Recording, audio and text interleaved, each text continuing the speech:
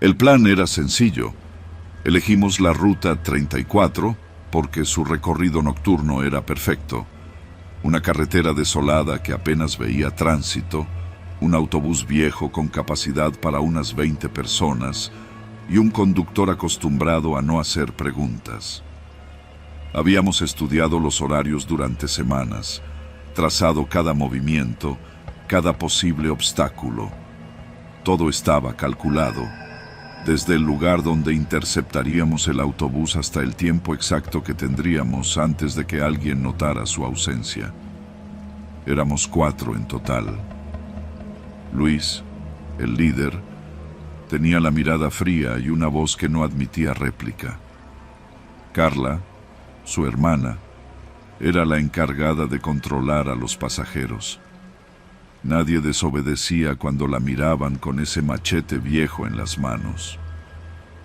Yo era el más joven, el que se encargaba de desactivar cualquier GPS y mantener el autobús fuera de las rutas visibles. Y luego estaba Iván, el conductor de nuestro camión de escape, que rara vez hablaba pero siempre estaba listo. Interceptamos el autobús cerca de un paraje olvidado, justo cuando las luces de la ciudad desaparecieron en el retrovisor. Luis y Carla subieron primero, mientras yo permanecía afuera, ajustando las cuerdas y el ducto que usaríamos para atar a los pasajeros. Todo se desarrolló como lo planeamos. Gritos iniciales, órdenes rápidas, silencio. Nadie se resistió. En minutos, teníamos a 15 personas sentadas en el suelo del autobús, con las manos atadas y la cabeza gacha. Pero desde el principio, algo se sintió mal. Tranquilos, si hacen lo que les decimos, esto se acaba rápido, dijo Luis, su voz cortando el aire como un cuchillo. Pasajero tras pasajero, Luis y Carla les quitaron sus teléfonos y billeteras. No nos interesaba su dinero. Lo que buscábamos era asegurarnos de que nadie pudiera comunicarse. Los íbamos a usar para presionar a ciertas figuras locales, empresarios acostumbrados a mover dinero sucio. Nuestra demanda era simple, un rescate a cambio de todos. La primera hora pasó sin contratiempos. El autobús estaba estacionado en medio de la nada, rodeado por el oscuro manto del monte. Apenas se escuchaban los grillos y el crujir de las ramas bajo el viento. Pero mientras observaba desde la puerta, sentí algo extraño en el ambiente, como si el silencio se estuviera cargando de electricidad. «¿Qué pasa, muchacho?», preguntó Iván al verme inquieto. «No sé. Se siente raro aquí, como...». Me encogí de hombros, incapaz de describirlo. Dentro del autobús, los murmullos comenzaron a crecer. Luis les ordenó callar, pero fue entonces cuando alguien se levantó la voz. «No puedes obligarnos a quedarnos callados para siempre». Era un hombre mayor, quizás de unos 60 años, de rostro endurecido por el sol y las arrugas. Luis se le acercó despacio. «¿Qué dijiste?», preguntó, aunque su tono ya llevaba una amenaza. El hombre lo miró directo a los ojos. «Dije que todos sabemos cómo va a terminar esto, y que no todos aquí son lo que parecen». La tensión se volvió palpable. Luis levantó la mano, como si fuera a golpearlo, pero el viejo sonrió. «Golpéame si quieres, pero no me compares con el resto de estos mentirosos». La frase cayó como una bomba. Los demás pasajeros comenzaron a mirarse entre sí, algunos con sorpresa, otros con una especie de sospecha reprimida. Carla apretó el machete y les ordenó que bajaran la cabeza, pero la semilla ya estaba sembrada. El caos comenzó de a poco, como gotas de agua que perforan la roca con el tiempo. Algunos pasajeros empezaron a susurrar entre ellos, mirándose de reojo, mientras que otros no dejaban de moverse incómodos en sus lugares. De repente, una mujer de cabello corto y mirada severa se puso de pie. «Él es el problema», dijo, señalando a un hombre de traje que sudaba copiosamente, sentado cerca del conductor. «Yo lo conozco. Ese hombre trabaja para el gobierno. Está aquí porque huía de algo, no por casualidad». El hombre negó vehementemente, pero sus ojos delataban algo más que miedo. «Eso no es cierto. Ustedes no saben nada», gritó. «¡Cállense todos!», rugió Luis, golpeando una de las paredes del autobús con el arma. Pero su voz ya no tenía el mismo peso. La atención se había desviado hacia los pasajeros, que ahora estaban más interesados en desenmascarar a sus compañeros que en obedecer. Carla me llamó al interior. «Esto se está descontrolando. Luis no lo va a admitir, pero ya no los tenemos bajo control». Los pasajeros ahora hablaban entre sí en voz baja, intercambiando acusaciones y desconfianzas. Cada pequeño gesto parecía ser interpretado como una amenaza o un secreto por los demás. Una mujer empezó a llorar, diciendo que su esposo estaba escondiendo algo. Un joven de unos 20 años afirmó haber visto al viejo sacando algo de su abrigo. «Míralos», dijo Carla en voz baja, su machete temblando ligeramente en sus manos. «No nos necesitan para volverse locos». Con el pasar de las horas, la atmósfera se volvió insoportable. Incluso nosotros, los secuestradores, empezamos a sentirnos fuera de lugar, como si el control que creíamos tener se hubiera desvanecido por completo. De repente, el hombre de traje gritó: «Todos ustedes están siendo utilizados. Ellos no van a dejarnos salir de aquí con vida».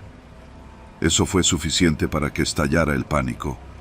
Alguien se abalanzó sobre él y pronto otros comenzaron a gritar y a forcejear. Luis intentó disparar al aire, pero la escena ya era un caos. En medio de la confusión, alguien empujó a Carla y su machete cayó al suelo. Otro pasajero lo tomó y antes de que pudiéramos reaccionar, lo blandió contra nosotros. «¡Suficiente!», gritó el hombre, ahora con el arma en sus manos. Luis levantó las manos, pero fue demasiado tarde. Las reglas habían cambiado y nosotros ya no éramos los cazadores. Esa noche, dejamos el autobús en medio de la carretera, sin mirar atrás. Nunca supe qué pasó con los pasajeros, ni quién tenía más secretos que ocultar. Pero cada vez que cierro los ojos, escucho sus voces, acusaciones, gritos, el miedo transformado en violencia. Y me pregunto si, al final, los verdaderos monstruos éramos nosotros, o si siempre estuvieron allí, escondidos entre ellos, esperando una chispa para encenderse.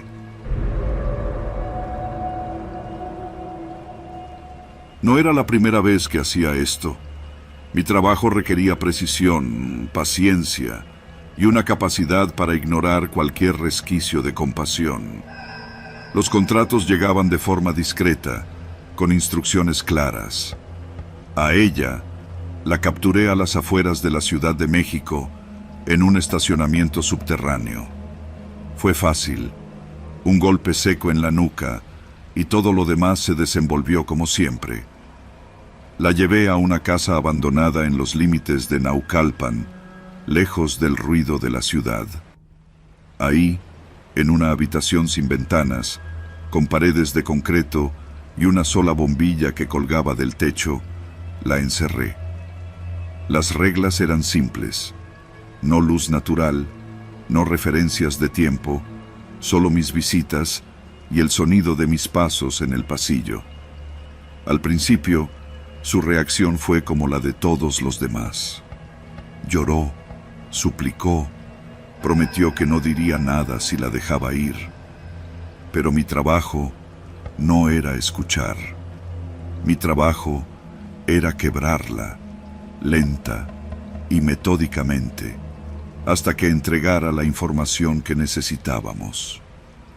Pasaron 2 días, o tal vez 3. Para ella, cada hora debía sentirse como una eternidad. De vez en cuando, abría la puerta solo para dejarle un poco de agua y algo de comida. No hablaba. Sus ojos, oscuros y pesados, me seguían cada vez que entraba, llenos de odio y una resistencia que no lograba explicar. Fue al 4.º día cuando el silencio comenzó. No gritó ni suplicó más. Solo se quedó en un rincón, sentada con las piernas cruzadas, mirando al suelo, inmóvil como una estatua. Al principio, pensé que era una señal de rendición. Creí que estaba cediendo, que pronto me diría lo que necesitaba. Pero no fue así. El silencio se convirtió en algo extraño. Había algo inquietante en la forma en que sus ojos me seguían. Aunque no levantara la cabeza, sentía su mirada fija en mí. Cuando salía de la habitación, esa sensación de ser observado persistía, como si sus ojos hubieran perforado mi espalda. A la semana, la presión comenzó a afectarme. No podía dormir. Cada vez que cerraba los ojos, veía los suyos, quietos y oscuros, brillando en la penumbra. Intenté sacudírmelo. Le dije a mí mismo que era solo la fatiga, que todo estaba bajo control. Pero cada vez que entraba a la habitación, sentía que el aire era más denso, como si el espacio se cerrara lentamente sobre mí. Un día, cuando entré con la bandeja de comida, ella me habló por primera vez desde que había dejado de suplicar. No importa cuánto intentes controlarlo, tú también estás atrapado aquí. Su voz era tranquila, casi suave, pero las palabras me golpearon con fuerza. «Cállate», respondí, pero mi voz sonó más débil de lo que esperaba. «¿Quién te vigila a ti?», preguntó, con una leve sonrisa. Me quedé congelado. La dejé la bandeja en el suelo y salí rápidamente, cerrando la puerta de golpe. Afuera, en el pasillo, mi corazón latía con fuerza. Respiré hondo varias veces antes de recobrar la compostura. No iba a dejar que me afectara. Era solo parte de su juego, un intento de quebrarme a mí antes de que yo la quebrara a ella. Los días siguientes fueron peores. Por las noches, escuchaba ruidos desde la habitación, susurros que no podían ser reales. A veces me parecía que el sonido venía de dentro de mi cabeza. La sensación de ser observado nunca desaparecía, incluso cuando estaba solo en la sala de control, viendo las imágenes de la cámara de seguridad. Y ahí, en el monitor, ella permanecía inmóvil, con la mirada fija en la puerta, esperando. Una noche, mientras revisaba las grabaciones, algo llamó mi atención.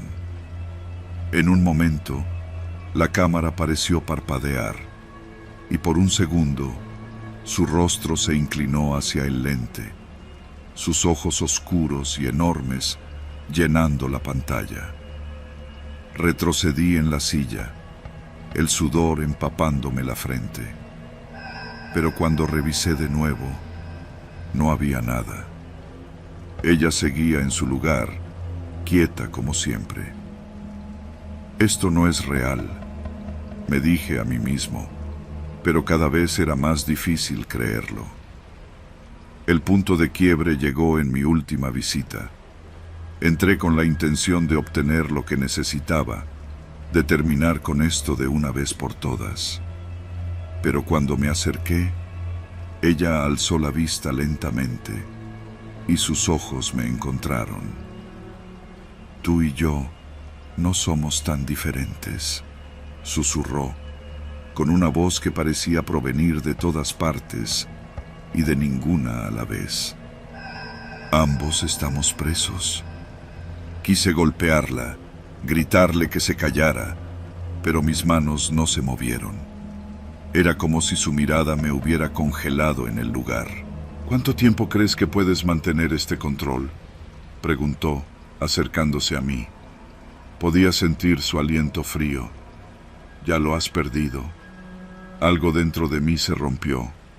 Salí corriendo de la habitación y cerré la puerta con un estruendo, pero el eco de sus palabras seguía resonando en mi cabeza. No podía seguir ahí. Sabía que si me quedaba, ella no sería la única en quebrarse. Al día siguiente, dejé el trabajo. Nadie se molestó en buscarme.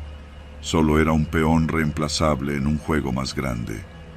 Pero desde entonces, cada vez que cierro los ojos, veo los suyos. Y en el silencio de la noche, aún puedo escuchar su voz, recordándome que la verdadera prisión no tenía muros, sino el peso de lo que cargaba conmigo. Siempre pensé que tenía el control.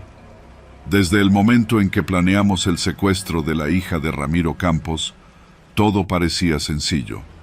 Un empresario millonario con mucho que perder. Sabíamos que la chica, una joven de 19 años, era su punto débil. La seguí durante días, observándola en su rutina diaria: universidad, cafeterías caras y paseos con amigas. No fue difícil interceptarla. Una noche, al salir de un bar en Polanco, la tomamos y la llevamos a nuestro escondite en una bodega abandonada en las afueras de la ciudad. El cristal de seguridad que usamos para mantenerla encerrada era un diseño especial, hermético, insonorizado, con un pequeño respiradero en la parte superior. Desde afuera, parecía un cubo perfecto, casi elegante, pero para ella era una prisión. No podía gritar, no podía escapar. Teníamos cámaras en cada esquina de la bodega, monitoreándola las 24 horas. Su padre pagará, dijo Marcos, mi socio, mientras cerraba la puerta del cubo de vidrio con un sonido metálico que resonó en el lugar vacío. Los padres siempre pagan. Lo que no esperaba era lo que ocurrió después. Al principio, todo fue como de costumbre. Llamamos a Ramiro y le dimos nuestras exigencias. 20 millones de pesos en efectivo, entregados en un lugar que nosotros indicaríamos. Él suplicó, como todos, pidiendo pruebas de vida. Le enviamos un video de su hija, gritando y golpeando las paredes del cubo. «Papá, por favor, ayúdame», dijo, con lágrimas corriendo por su rostro. Parecía auténtico. Un padre debería haberse derrumbado ante esa imagen, pero Ramiro no lo hizo.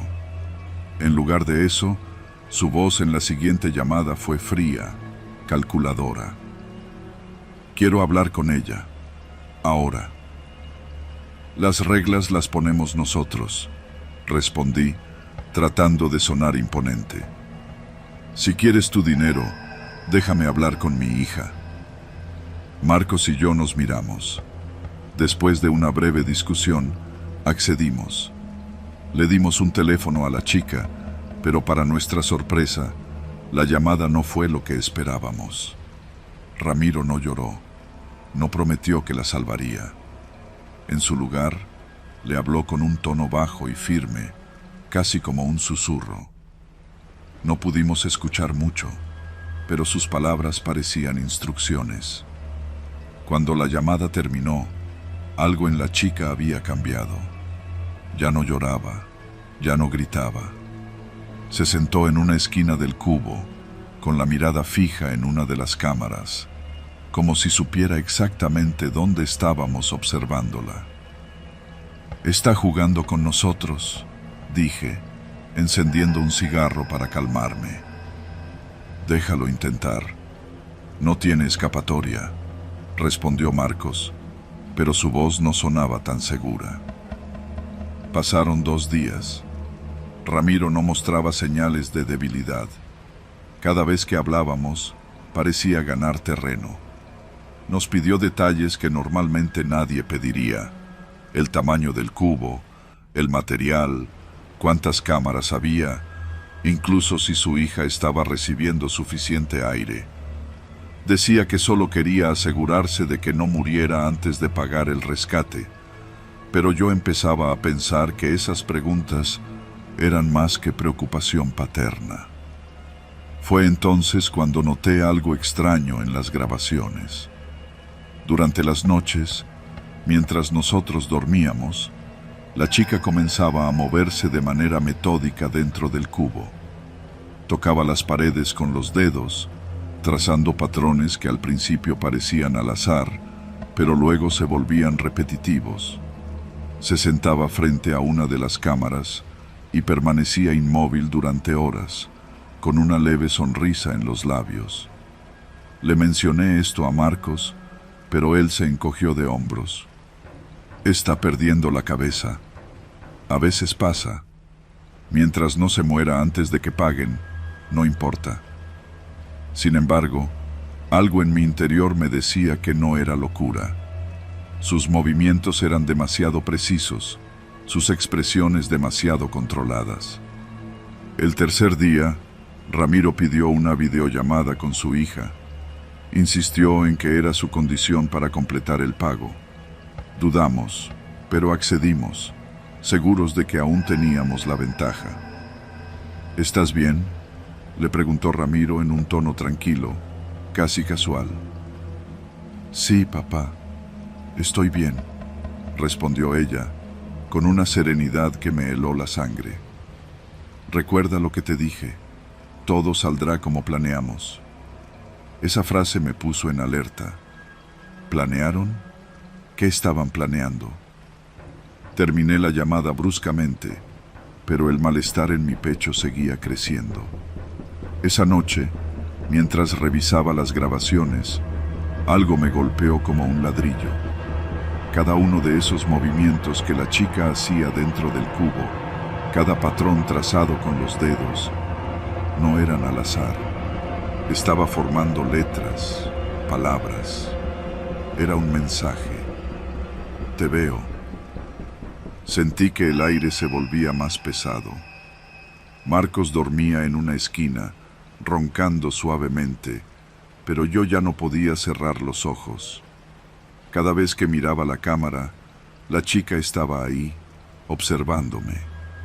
Su mirada penetraba la lente como si pudiera alcanzarme. Entonces sonó un disparo. Corrí hacia la bodega con el arma en mano, pero al llegar, la puerta del cubo estaba abierta y el vidrio estaba roto en pedazos. La chica había desaparecido.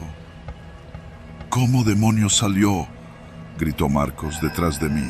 No tenía respuesta. Fue entonces cuando las luces se apagaron, sumiéndonos en una oscuridad total.